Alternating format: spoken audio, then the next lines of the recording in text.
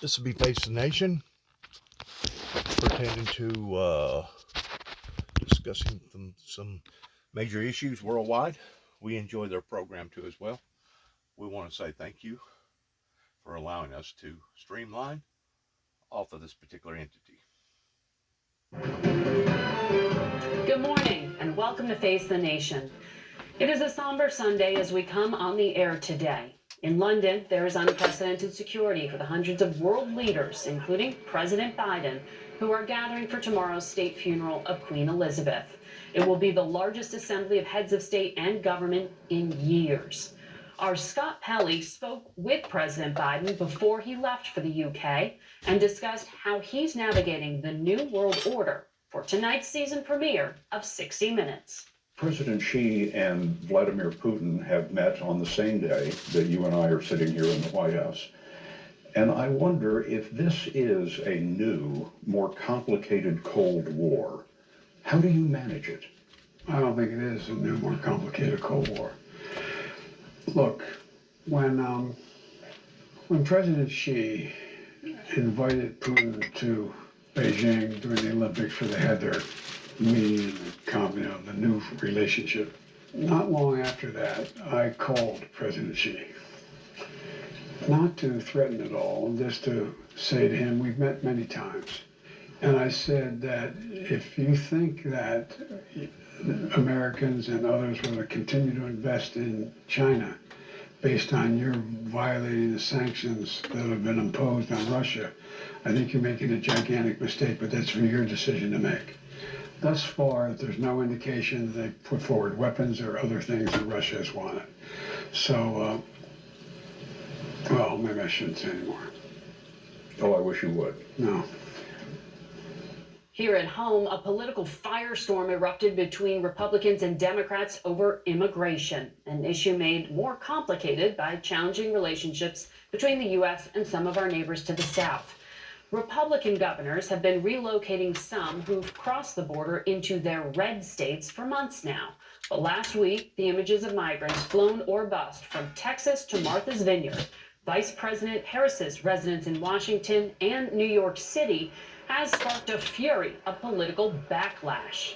I think it is the height of irresponsibility, much less just, frankly, a dereliction of duty when you are an elected leader to play those kinds of games with human life. They were so proud to be sanctuary jurisdictions, saying how bad it was to have a secure border. The minute even a small fraction of what those border towns deal with every day is brought to their front door, they all of a sudden go berserk. Now New Yorkers and people in Washington, D.C. are having to deal with it, and now Texas is sharing our pain with the rest of the country. The U.S. is set to record more than 2 million migrant arrests at the border with Mexico this year, a record high. We turn now to Democratic Congressman Henry Cuellar. He represents a border district in South Texas, and he joins us this morning from Laredo. Congressman, I know you feel strongly about what's happening in your backyard. I wonder if both you and your constituents support busing these migrants up and down the East Coast. Look, first of all, we need solutions and not theater. By sending off folks off to New York and Chicago, it does bring attention, but we want to focus more on solutions on the border. We got to get Border Patrol, we got to get ICE, Homeland Security, the equipment, the making sure they have everything where they can enforce the law. Because if we don't have repercussions at the border, we're going to continue getting 8,000 people a day. And let me mention one more thing, Margaret. They might get 2 buses a day in some of those cities. Just from my hometown in Laredo, we're sending out 21 to 26 buses a day out of Laredo, just to give you an idea of what's happening here. Right, understood the volume, but of course, in some of these places like Martha's Vineyard, there aren't even, migration centers, and there was no coordination. Is that the part you're objecting to? Yeah, look, after all, the migrants are human beings, and we got to treat them like human beings. They're being used as political pawns to get publicity. But at the same time, I represent some of the poorest counties along the border in the nation. Right. Well, I know you have shared with us some video of what's happening in your district that law enforcement officers have shared with you, some pictures, some video that our viewers are seeing right now. Is law enforcement getting the resources that they need? No, look, the men and women in green, the men and women from Homeland, they need to get the support. They're good men and women. And what they need to do is have two things. One, they need to get more personnel, and we're adding more personnel in the appropriations bill. They need to get the equipment. They need to get, they need to get help. But the most important thing is they got to be able to enforce the repercussions, because if you don't enforce What the does that mean? repercussions, What does that mean, repercussions? Are you talking about the fact that many of these migrants that are being bused are from countries like Venezuela, where the U.S. cannot deport them because of diplomatic relations being so strained? Look, right now we're getting people from Saudi Arabia, China, India, Bangladesh, and of course Cuba and Venezuela.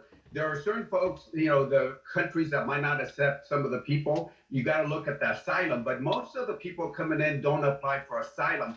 We got to do, as your next guest is going to say, Secretary Jake Johnson, he treated the people with respect. But at the end of the day, he enforced the law and he returned people. And one of the things that this administration is not doing is they're showing people that he showed people going and landing in the countries in Honduras and Salvador to show that there's repercussions. Right. Margaret, when was the last time you saw a picture or video of people going back? You only see people coming in, and you got to have words along with action to enforce it. Right. I mean, it's pretty complicated, but Title 42 still is in place. There is expelling of migrants happening. It sounds like what I hear you saying is you want the White House or higher level officials to go and make these public statements. Vice President Harris, when she was asked about this, pointed right back to people with your job, lawmakers, to go rewrite the laws and pass immigration reform. What actually needs to be done, and how do you respond to that? Look, there are enough, and without respect to the VP, there are enough laws on the book right now that can return people back. Secretary Johnson, your next guest, did it the right way. He treated people with dignity, but he returned people, and he showed images of people being returned. Because right now, the cartels are using people because they make, let's say, $8,000 a person. In 2 years, with all the people who have come in, the getaways included, that's about 4 million individuals. You multiply that by $8,000, and that shows you how much this bad guy being enriched at the sake of the human beings. Well, on that point, the Homeland Security Secretary was on this program back in July after those 53 migrants died in the most tragic smuggling incident in this country. And he said it is possible, because of how sophisticated these smugglers have gotten, to bypass U.S. checkpoints sometimes. Is it that the framing of this conversation is completely wrong? That it's not just people walking across, that it is very sophisticated criminal enterprises? Sure it is. Look, everybody that comes across is somehow controlled by the bad guys. I mean, people who just don't happen to walk across a river or across the border. It's all controlled by the migrants. Every sector, for example, along the border is controlled by some sort of cartel across. Yes, they're very sophisticated. Yes, they got the money. Yes, they do counterintelligence. What happened to those 53 migrants? We don't have a checkpoint that's big enough to handle what we're seeing. So the bad guys were able to use that checkpoint because we haven't put the resources on that checkpoint like we need to do. Mm-hmm. And I know you've shared images with us of some of the coyotes, some of the smugglers who have gotten these trailers filled with people across. But there is interdiction taking place. I know you know that. What are you saying is needed? Well, what I'm saying is, if you look at the Border Patrol sectors in my area, 60% of the Border Patrol agents are in border processing centers. That is, they're taking care of migrants. 10% of them are doing administrative work. That leaves only 30% of the Border Patrol doing the work. 30%. Therefore, large numbers coming in will be crossing. And then you also have more deaths out there because there's less Border Patrol agents saving. Border Patrol needs help. Men and women in green need help. No ifs, no buts about that. Congressman, lastly, one of the bigger problems in this country right now is the economy and the worker shortage that we have. I wonder if this is part of that. If you have people who are desperate for economic opportunity coming here and America needs workers, isn't there some way to make this work for America? Absolutely. I support a guest worker plan. I support a way that you can, and we passed that from the House. We were waiting for our Senate to get that done. And I would tell you that if we have people under a guest worker plan, then Border Patrol's job will be done easier because the people looking for a job will come in the legal way, and then Border Patrol can focus on the bad people. So it would help us on security. So we need to make our legal system work better. All right, Congressman, thank you for your insights. And we turn now to the guest you heard the Congressman talking about, Jake Johnson. He served as Homeland Security Secretary under former President Obama, and he joins us this morning from New Jersey. Mr. Secretary, your policies are being endorsed here. I don't know if you want to respond, though, to what the Congressman said in terms of a stronger message needing to be sent by this administration, going to countries and showing that expelling of migrants is happening. Well, thanks for having me on, Margaret. First, I know that following me is Professor Robert Pape, who will present some findings on his research. I've been a big proponent of his research now about the concerns around white nationalism for some time, and I urge your viewers to pay close attention to what Professor Pape has to say. Illegal immigration is an information-sensitive phenomenon. It reacts sharply to information in the marketplace about perceived changes in enforcement policy on our southern border. This administration, I believe, unfairly, is perceived as lax on border enforcement. In fact, we are sending back over 100,000 people a month and have been for the last 2 years, over 2 million people. The lesson I learned managing this issue is you've got to repeat yourself maybe 25 times before anybody will listen to you. You have to show that we are, in fact, sending people back, probably about as fast as, well, that's a good question. My friendly advice to the current administration, DHS, and the White House is we have to continually stress that we are, in fact, with the machinery of government about as fast as we probably can, given the current legal construct and the resources we have, sending people back at well over 100,000, either expulsion or deportation. That's a lot of people. Now, there's a larger problem here that, frankly, we did not face when I was in office. We were dealing principally with the Northern Triangle countries, Guatemala, Honduras, El Salvador, and Mexico. This problem has become hemispheric. In addition to those countries, you now have Cuba, Nicaragua, and Venezuela, who are not cooperating with us. Their countries are literally imploding, and there's migration to the north and the south. Our Border Patrol capabilities, our resources are bigger than they were 8-7 years ago when I was in office, but they do struggle to keep up with this crisis. Right. And from my point of view, we need to stress that we are, in fact, returning people as fast as we can. So when it comes to moving migrants around the country right now, you're a lawyer. The federal government moves migrants from the border to other parts of this country quite often. What's the difference when a state governor does it, albeit, I know, without warning? Well, there's a right way and a wrong way to do that, Margaret.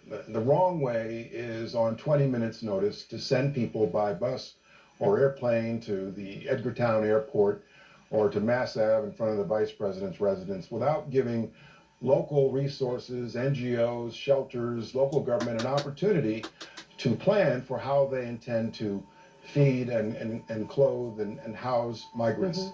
What the governors of Florida and Texas are doing, frankly, is a political stunt. And treating people like livestock. The right way to move people to the interior, and I think it's something that we should do. 8,000 a day into McAllen, into Henry Cuellar's district in Laredo or El Paso, I've been saying for some time is not sustainable. And so we do need to move people to the interior, but through a well-coordinated effort in coordination with NGOs, Catholic charities, state and local government, and the federal government. There is a right way to do that. It requires coordination and cooperation. Why isn't that happening? I guess is a question we keep coming back to. And as you're saying, it's becoming politicized. The Wall Street Journal had an op-ed saying it's hard to imagine a bigger spectacle of American political failure than the histrionics over migrants. They slam Republicans for staging a political stunt, but they also say Democrats are just trying to deflect away from their own border policy failures. Is that a fair assessment in your view? Frankly, Margaret, the politics currently are such that politicians, elected officials, find it more advantageous to simply scream at the other side and complain about how evil or lax the other side is. It does take political courage to come together and put together legislation on comprehensive immigration reform. It passed the Senate in 2013. It failed in the House in 2014. But that's simply the only way we're going to deal with this problem, through guest worker programs, through stronger border security, through trying to address the problem at the source. It takes political courage, but right now the politics of this issue are all wrong, and I'm afraid nothing's getting done. But we have a crisis, so it requires action. Do you see a clear, coordinated planning or strategy from the White House that controls Customs and Border Patrol and Homeland Security and the people on the front lines of this? I know DHS is working very hard. They've ramped up the resources to deal with the influx at the southern border. It's much larger. The ability to move larger volumes of people is much larger than it was 7, 8 years ago. But there needs to be a more comprehensive federal, state, local, executive, and legislative branch effort at this. And we can do this if we're willing to cooperate, work together, exercise some political courage, have the governor of Texas willing to work with governors of some northern states at moving people in a more coordinated, cooperative fashion into the interior of our country. Secretary Johnson, thank you for your analysis this morning. Okay, he just said something that that the very thing that I was talking about a while ago was that there's literally countries right now that is imploding. Literally imploding. I don't know if people can grasp that or not, but whenever you say something like that and people is not there in understanding just exactly the horrors that people are experiencing, there's really no way, especially for people that hasn't been or had a tendency of experiencing these type of bad experiences, there's really no way for them to relate to people that's going through what they're going through. I'm just going to use this particular country over in Libya. Whenever they had the ammonia nitrate fertilizer plant that blowed up over there, since then it has caused eruptions in their economy and throughout their country like you couldn't even begin to imagine. And now to top it off, they've went through COVID, and now you got the war situation with Ukraine, with the higher fuel prices and the higher food prices. These countries that he's talking about are literally at the point of peril. You take Pakistan, that recently got hit by a major flood that I don't even think is hitting the news anymore, pertaining to it being at least 12, 14, maybe 1,500 people dead.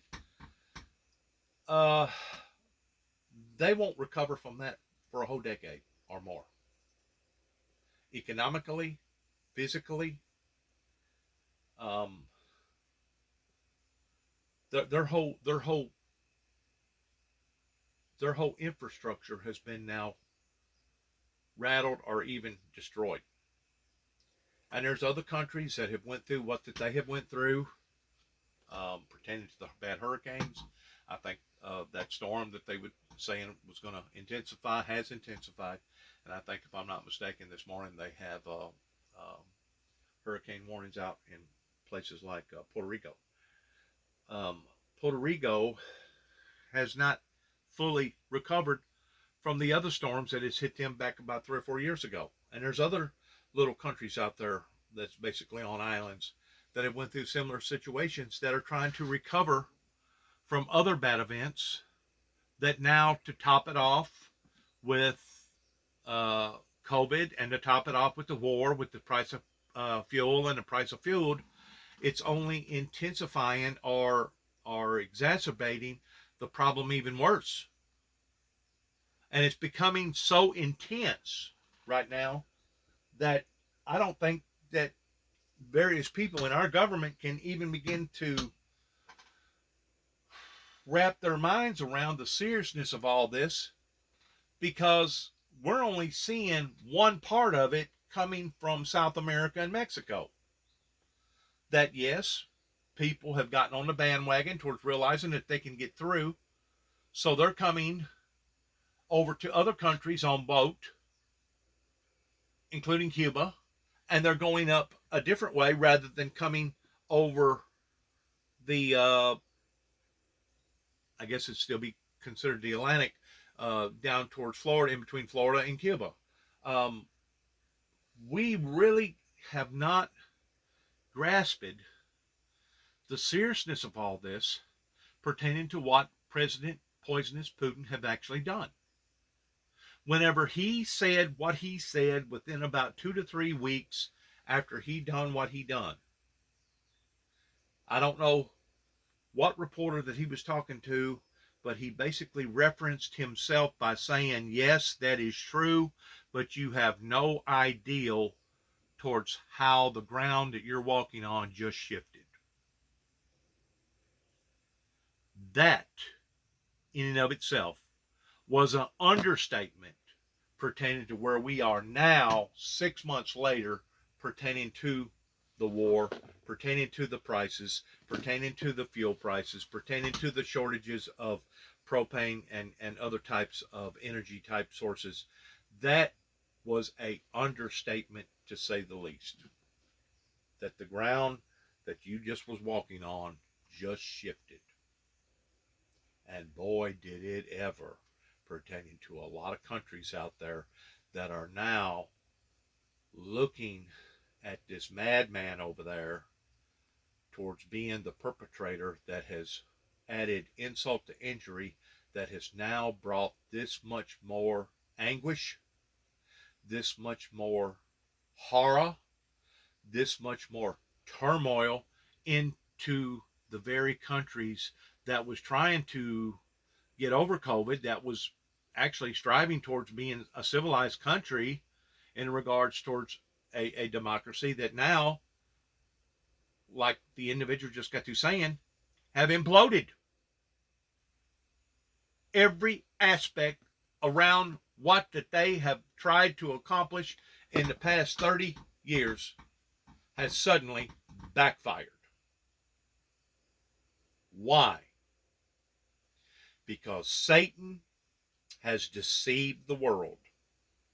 Satan had the world convinced that as long as he was doing what he was doing, everybody was going to wind up being prosperous and coming out on top. Well, since COVID has hit, it has upset the apple cart. Since the war in Ukraine has illegitimately come about, now it has not just upset the apple cart, but it has flipped the apple cart. Literally flipped it.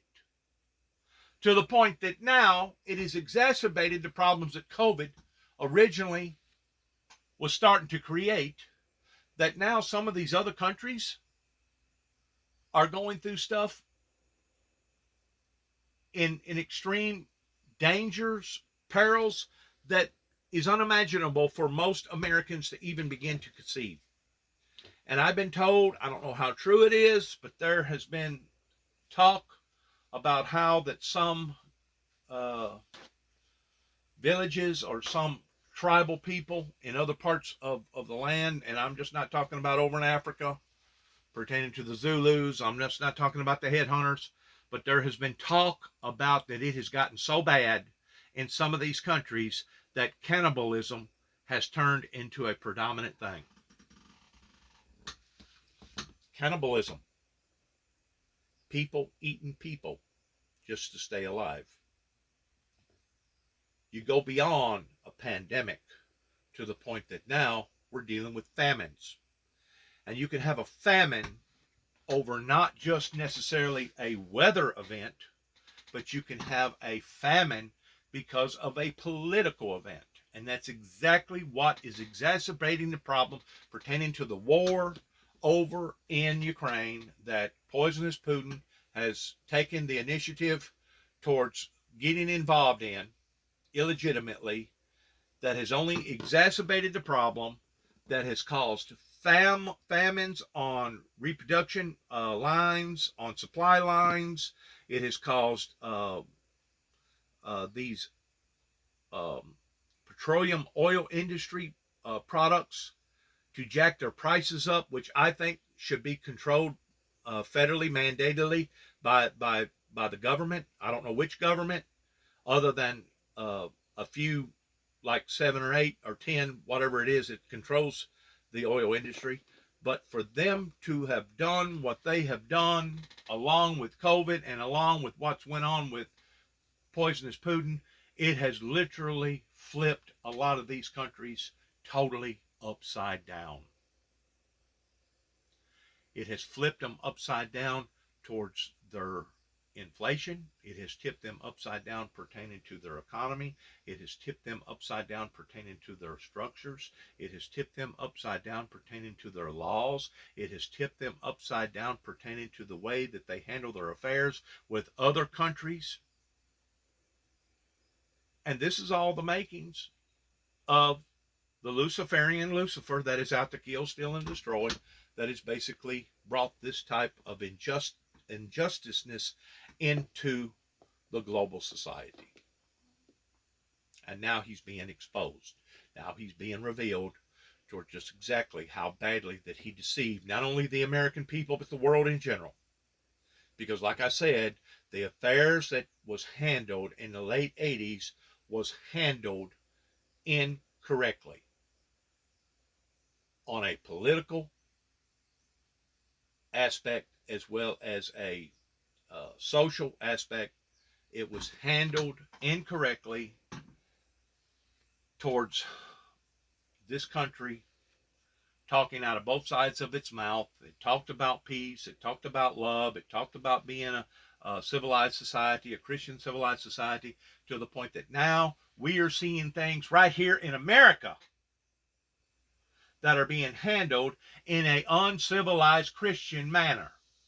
Whenever you take individuals' lives and throw them to the wolves, put them on a one-way ticket, basically to hell, and tell them good luck.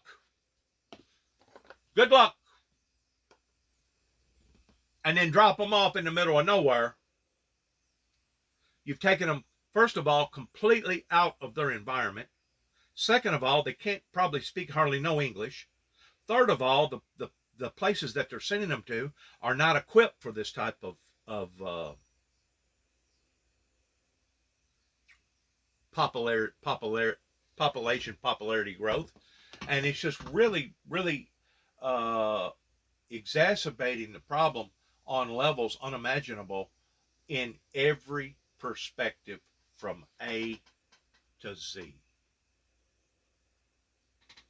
Now, I understand whenever I streamline various programs like this that I sound like a broken record, or I sound like the bad news barrier, or I sound like that I'm trying to condemn or judge,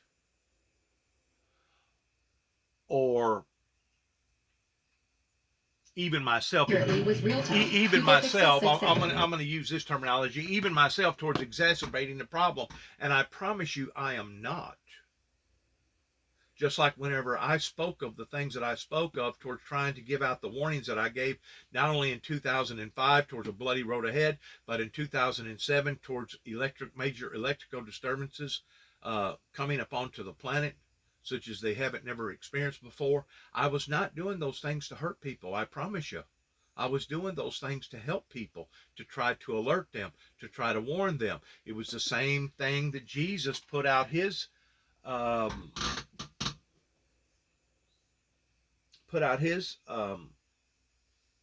warnings or forecast pertaining to events that was going to happen in the future, pertaining to end time biblical Bible prophecies. He wasn't telling us these things to harm us or hurt us. He was telling these things to help us, to prepare us.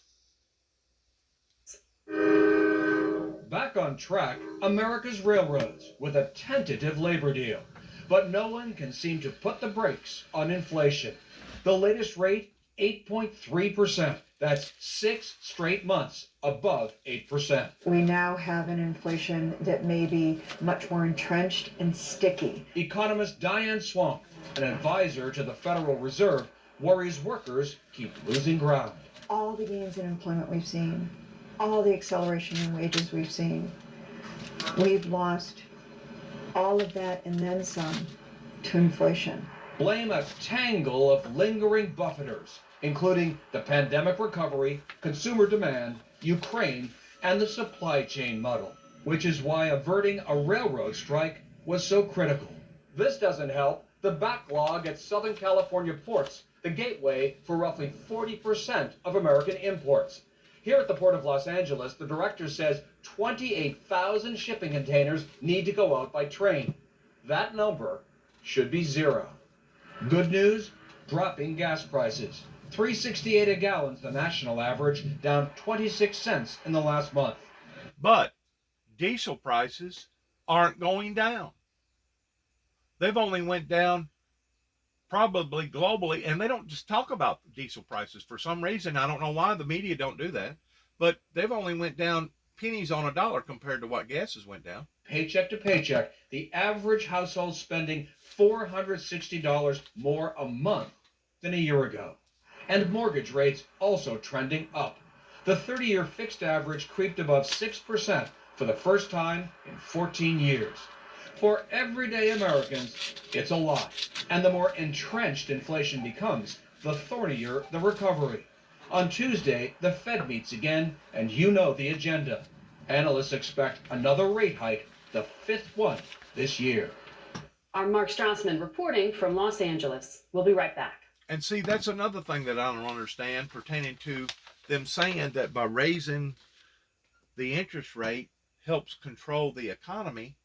How can you say that raising the interest rate of somebody that had recently purchased a house and their payment was, let's say, $800, $900, and now they're making $1,100 or $1,200 payment in addition to all the other prices that they're having to be out towards gas and other expenses towards energy and housing, etc.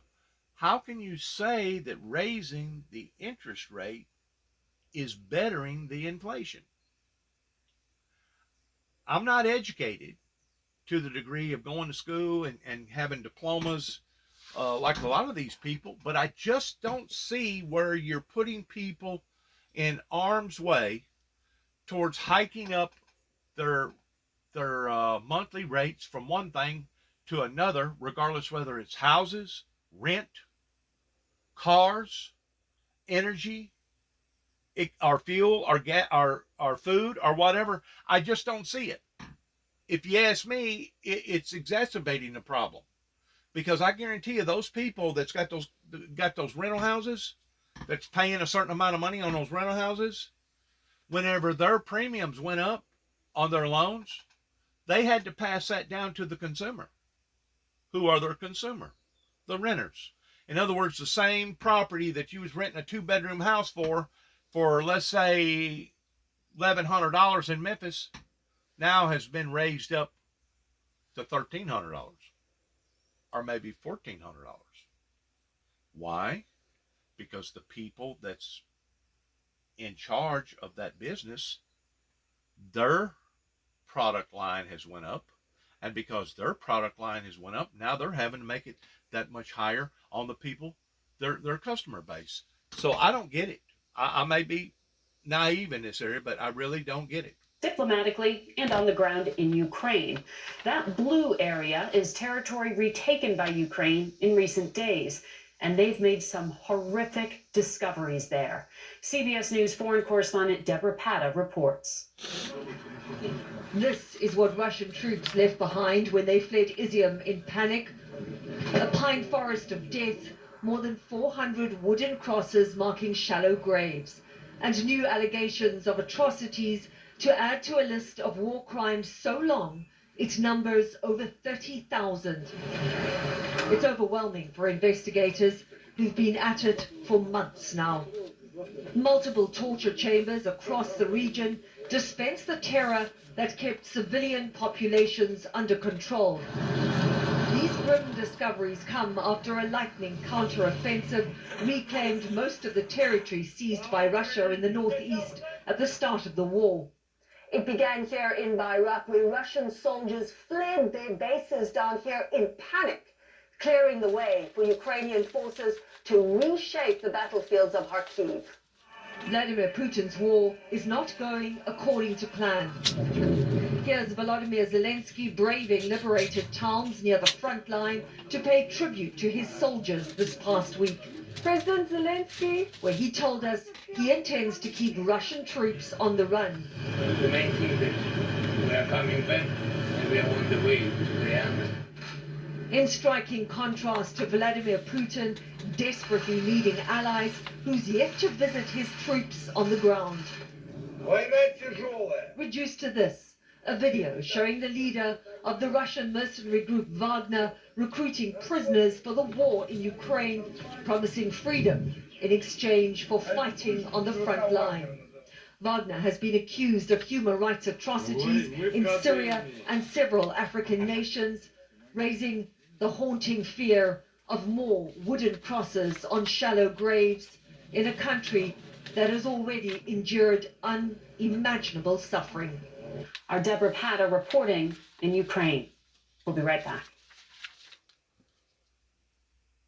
So you can't tell me that those war crimes that he has committed in the past 6 months has not been just exactly that.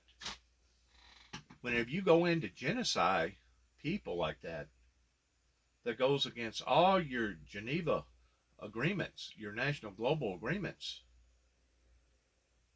and you're trying to get China, the leader of China, to support you and back you after you seeing all those mass graves.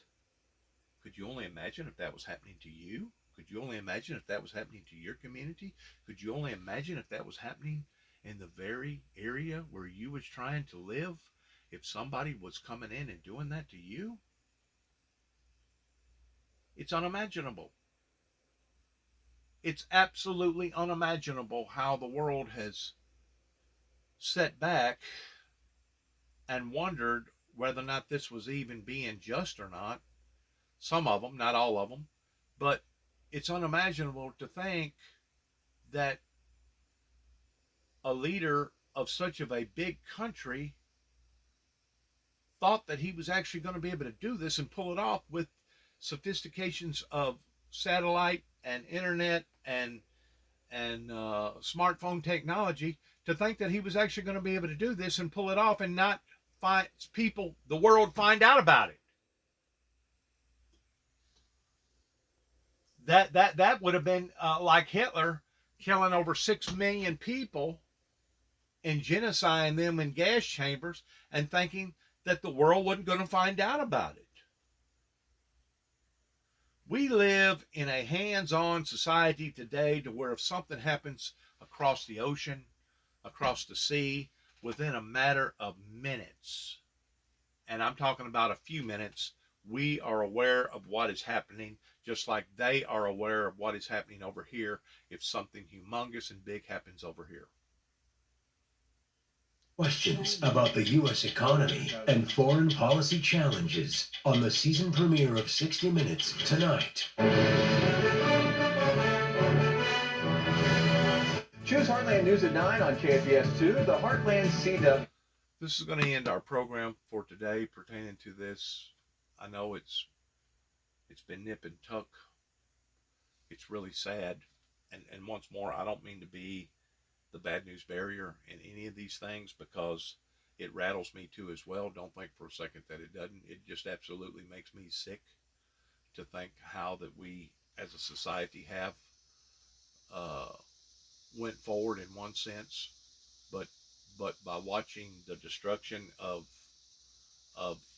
this monster, a literal lunatic monster, by watching the atrocities that he has committed upon to the Ukrainian people, goes beyond anything comprehensible that I can even begin to fathom, especially in the 21st century, of him knowing that the world has smartphone technology, satellites, etc., and they're still going to try to pull something like this off and think that the world ain't going to find out about it. If that ain't asinizing, I don't know what is. It's sickening. It's heartbreaking to think that something like this is still trying to dominate society in this way. Just like the January 6th uprising. You know, first of all, for a group of people to embark upon the violence this way and to think that they wasn't going to be checkmated, to think that they wasn't going to be able to be documented either on camera or by other people's cameras, it speaks volumes about their idiocy by them thinking that they was going to be able to do something like this, and to think that they was going to be able to get away with it.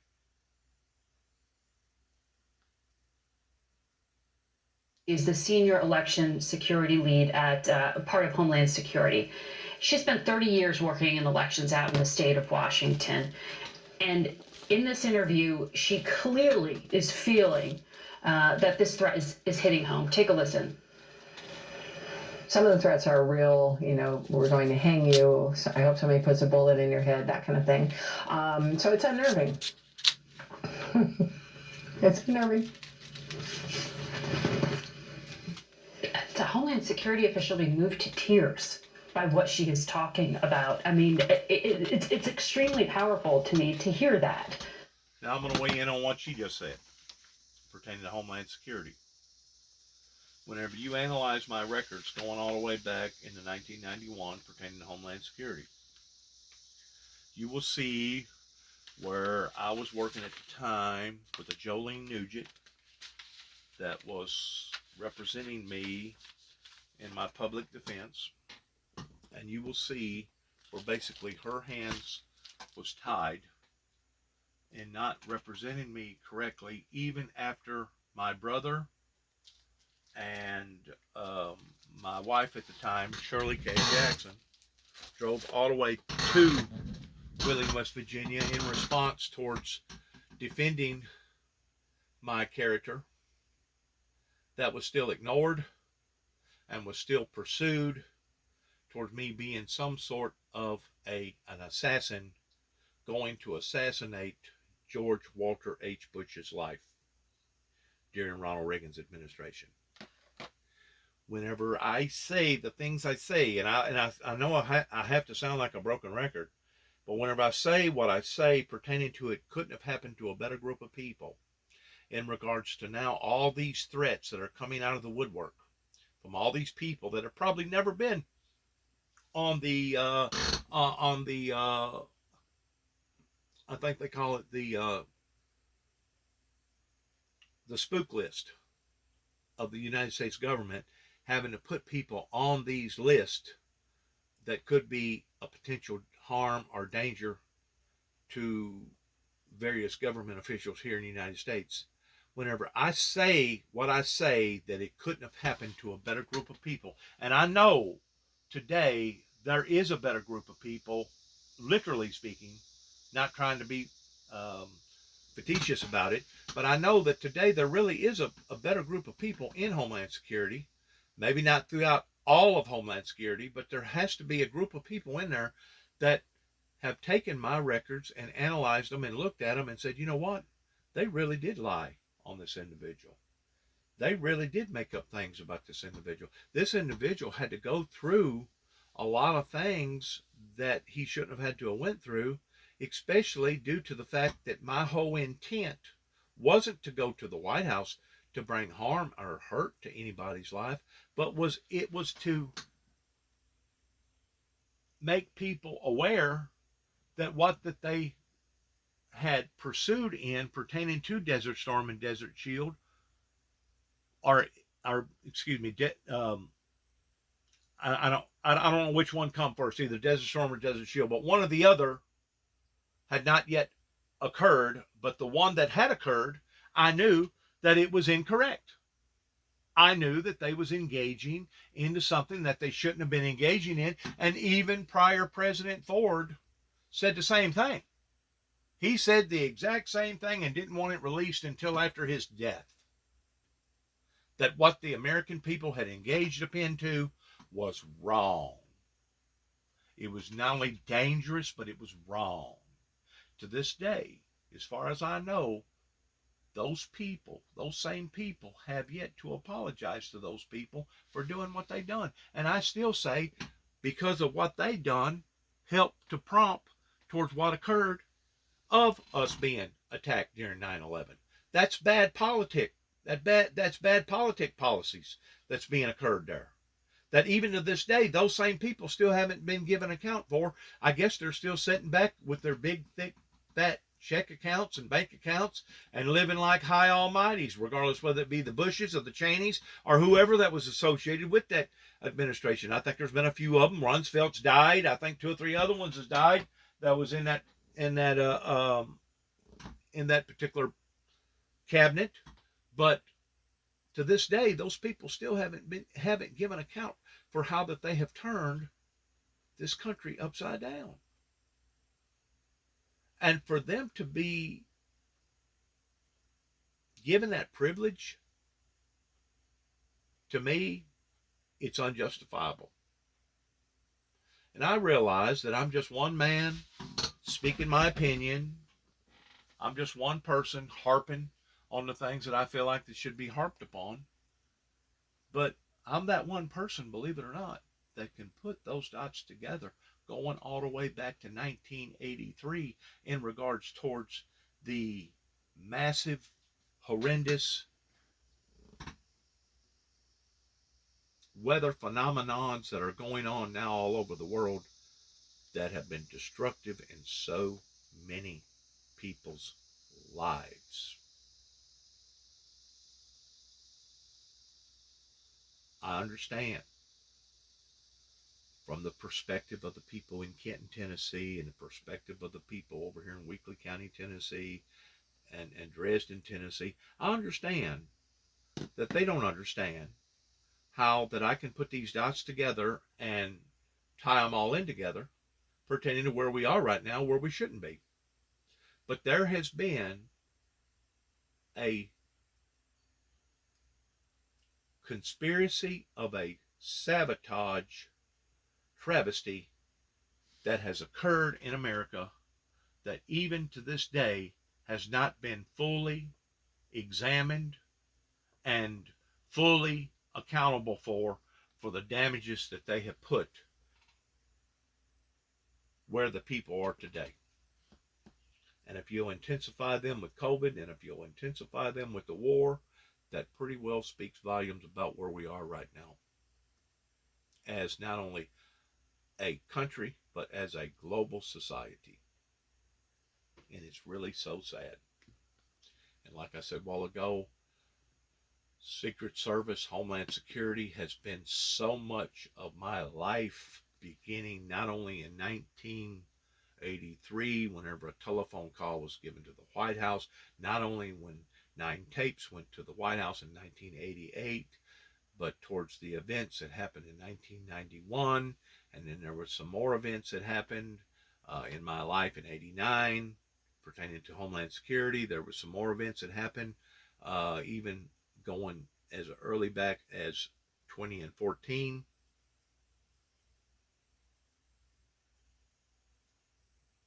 I think I'm right about, no, I'm not right about 2014 pertaining to Homeland Security, but going all the way back to 2009 in Oklahoma City, Oklahoma, whenever they purposely was putting out bad information to people out in Oklahoma City, Oklahoma, that if I go to their facility or if I go to their church to ban me, to run me out of there.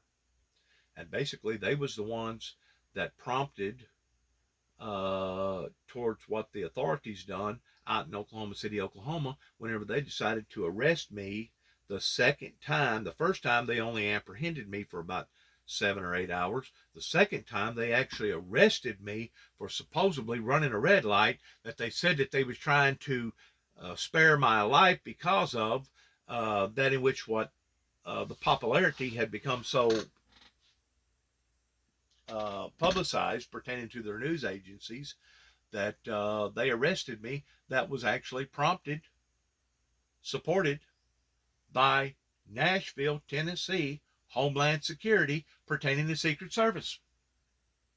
I just pray to God that one day my story will be able to be adequately told towards how that a group of people that subjected themselves in the same type of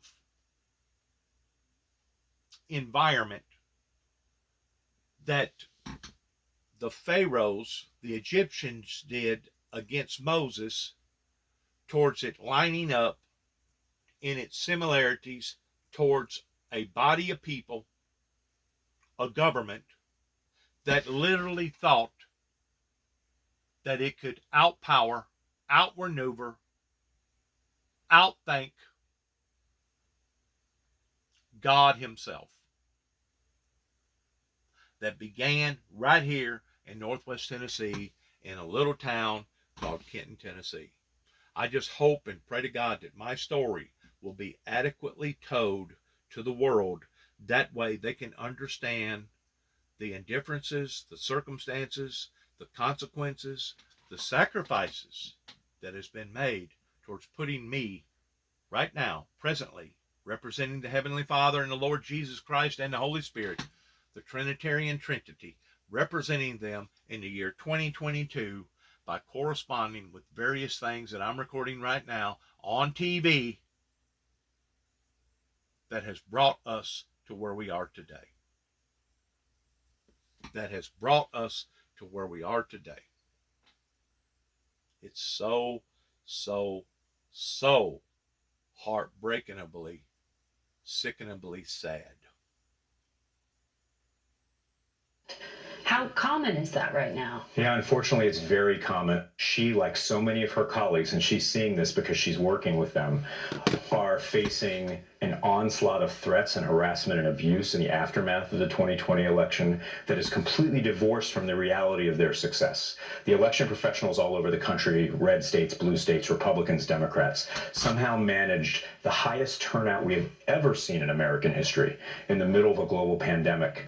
And the ultimate results of this election were withstood scrutiny from 60 courts around the country. It was remarkable. What's the scenario they fear this November? They embrace aggressive transparency. They want everyone to see everything that they're doing. And yet, despite the facts, despite that transparency, all that seems to matter is that some people believe that it's impossible for their candidate to lose.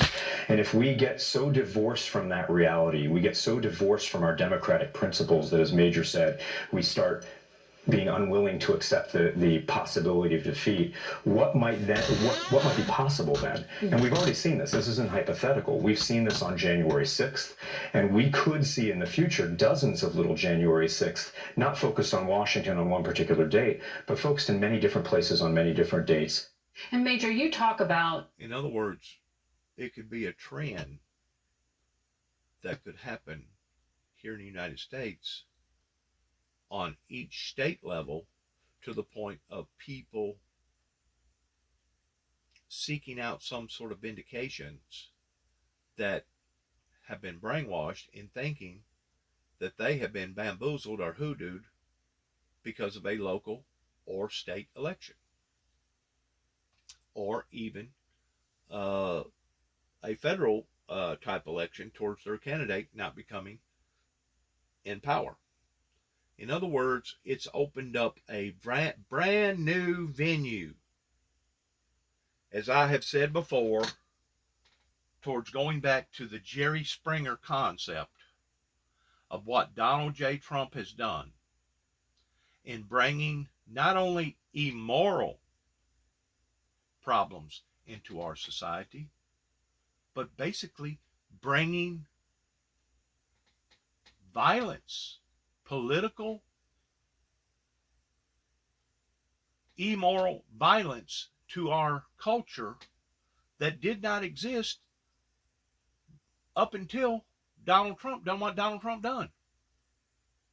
Yeah, we've had debates. Yeah, we've had problems. Even going all the way back to the year 2000, whenever Bush run against his opponent, competition pertaining to Al Gore, Democrat Party. Yeah, we've had problems.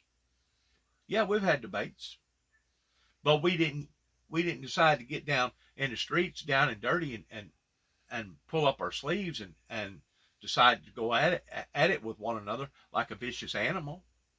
We tried to work things out in a common, decent, civilized tone. What Donald Trump has brought to our culture will be something that we'll have to deal with now for decades to come before this finally either dampens down or finally people put it aside towards saying, okay, we're not going to do that again. In the meantime, it's festering. In the meantime, it could actually get worse.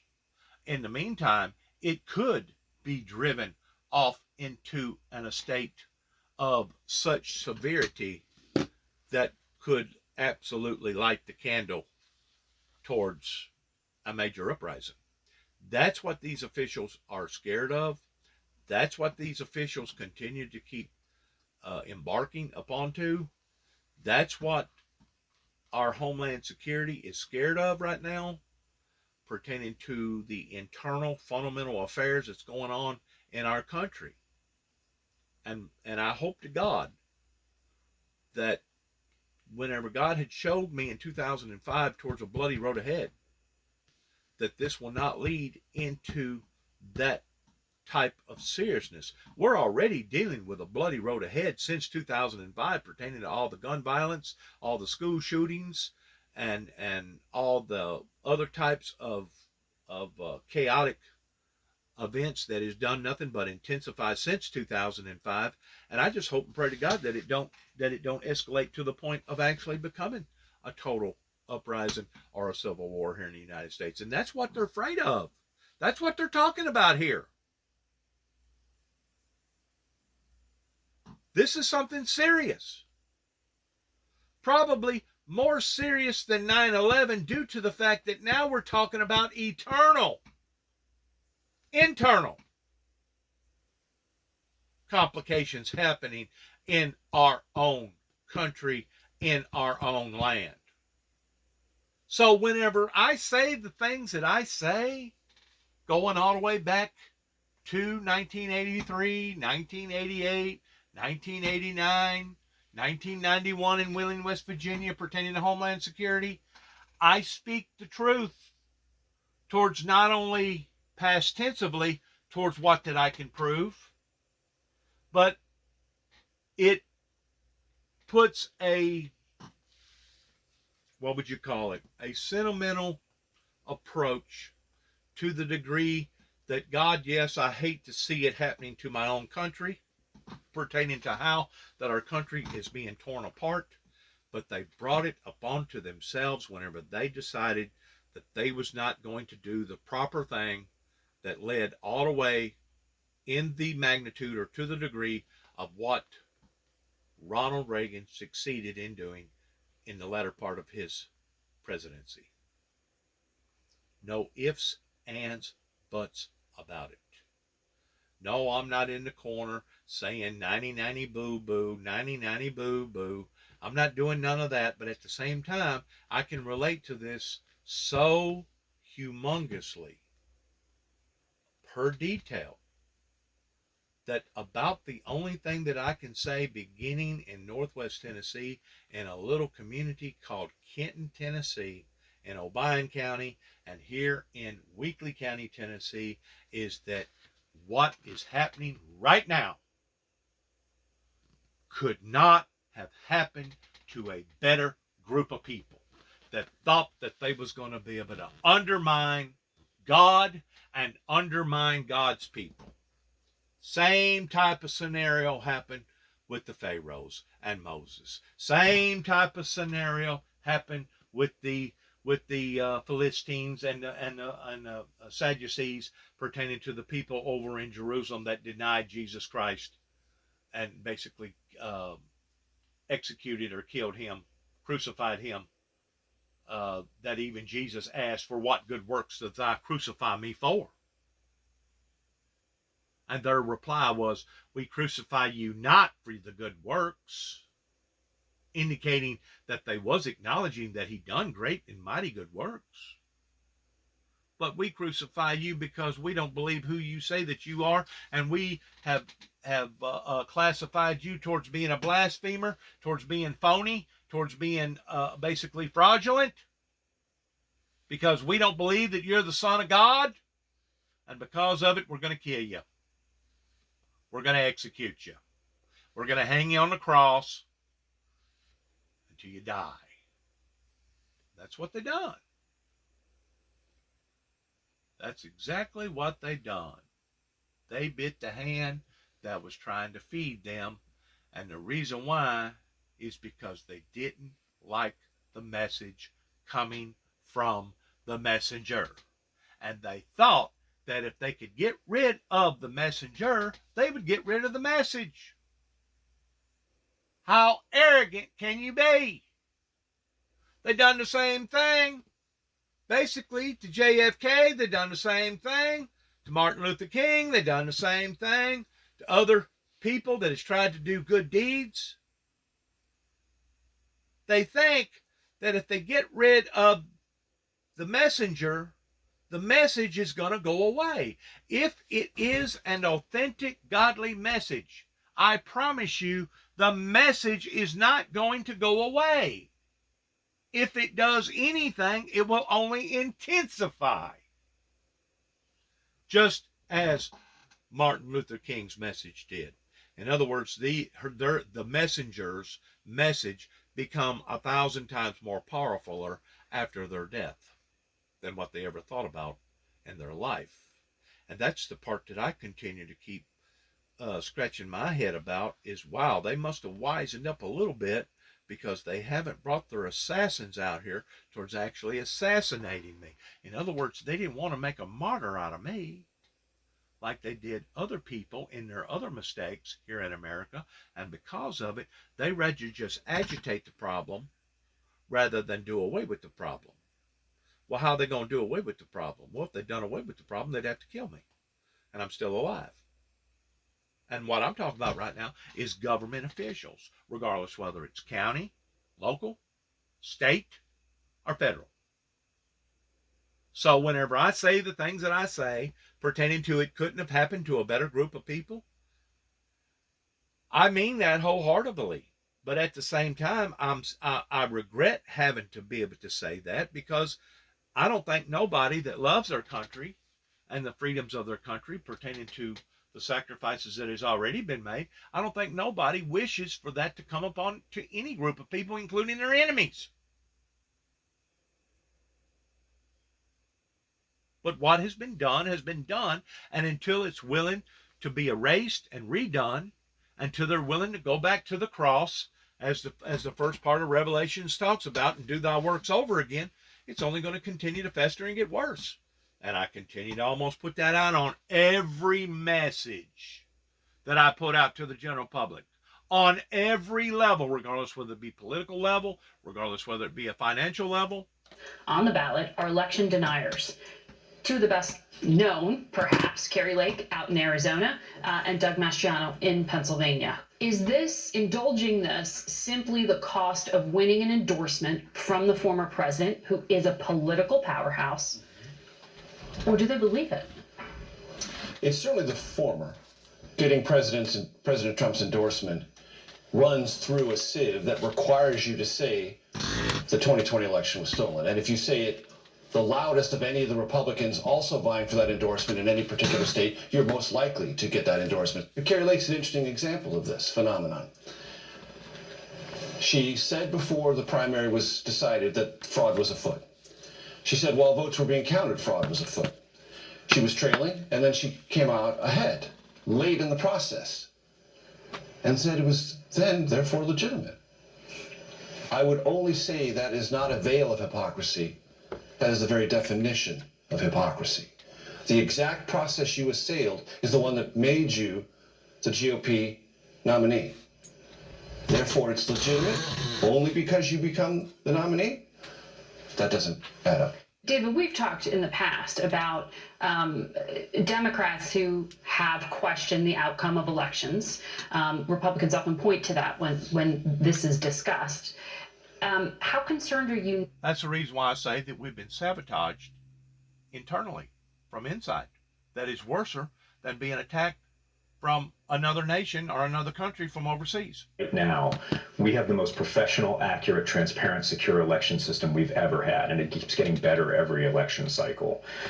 But, and it's interesting you say that because, as you know, there has been this movement to change voting rights and to protect them. So it is becoming discussed as if there is something perhaps not working right. It's really troubling in the sense that while it's not moral equivalence here, it's not coming equally from both sides of the political spectrum. It is definitely coming overwhelmingly from the extreme right now. There certainly are aspects of it coming from across the political spectrum, but we could get to a point that if this is seen as politics as usual, that this is just part of the game, we're going to be at a very, very dangerous point for our democracy. If the losing side cannot accept defeat, especially in a country that's divided 50-50. The great fear I have, Margaret, is politics is a lot like the NFL. It's a copycat league. Whatever succeeds, you replicate. On the right, in the Trump world now, the fastest way to social media fame and fundraising is to deny the 2020 election. You don't think Democrats aren't watching that? And may be tempted by the same social media and fundraising lure that has? They will be. That's why we have to stop it, back away from it, and say, not here, not this place. This part of our civic life is sacred. Thank you both for sharing the book with us and your insights. We'll be back in a moment. It would be the same thing if there was a football game, an NFL Super Bowl, and even though the proof proved, let's say it was a close game, and it was questioned or appealed about the opposing people that got beat, that the game had been stolen. It'd be the same thing. Or a NASCAR race, or a baseball game, or a hockey game, or basketball. There has to be reasonable guidelines in what's acceptable versus what is not acceptable. And what these people are saying is that the norm that Donald Trump has now unleashed into society, pertaining to now the toothpaste is out of the tube, the genie's out of the bottle. What they're saying is it's going to be very, very difficult to either put it back into the bottle or to legitimize it towards it being nothing more than a targeted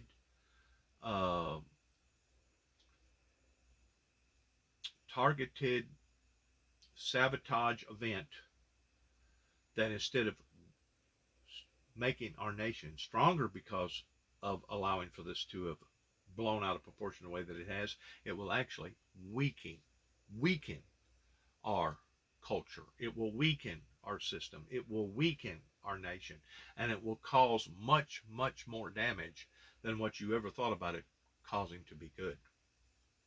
Especially after it's been proven. It would be the same thing if an NFL Super Bowl game and they kept saying, no, we won, but having the proof that you didn't. And they got away with it. They got away with it and convinced a certain amount of people in that football game that they had actually won. Well, what's going to happen the next time that they have Super Bowl? And it's a close call. You know, there was a close call pertaining to what happened with the Tennessee Titans whenever they first, within the first year or two, after the Houston Oilers got bought out and they come over here to Tennessee, and they was within, if I'm not mistaken, within like a yard or two in making their score. You can have games that is just right down to the wire within a matter of inches or feet that could be actually called one way or the other. And of course, if we didn't have cameras, if we didn't have documented proof, digital proof today, like they did back then, who knows if that couldn't have turned into some kind of a big rigmarole. Thankfully, it didn't.